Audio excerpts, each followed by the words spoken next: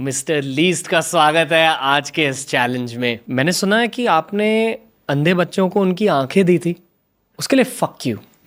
मेरे सब्सक्राइबर्स कम हो गए। अब तुम्हारी शक्ल ही इतनी घटिया है तो बच्चे अनसब्सक्राइब करेंगे ही। अगली वीडियो में मुझे उनसे उनके कान काटने की भी रिक्वेस्ट आ रही है। जस्ट फॉर आवर व्यूअर्स, कान क्या होता है? जिससे अभी मेरे खून आ रहा है। क्या आप मेरी पैरोडी कर रहे हो? आपको क्या लगता है मैं आपकी पैरोडी कर रहा हूँ?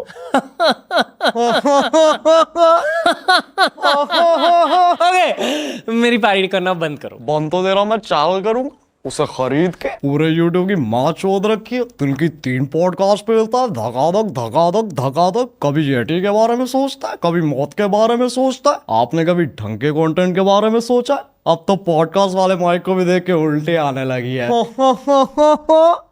Raj, I'm not comfortable.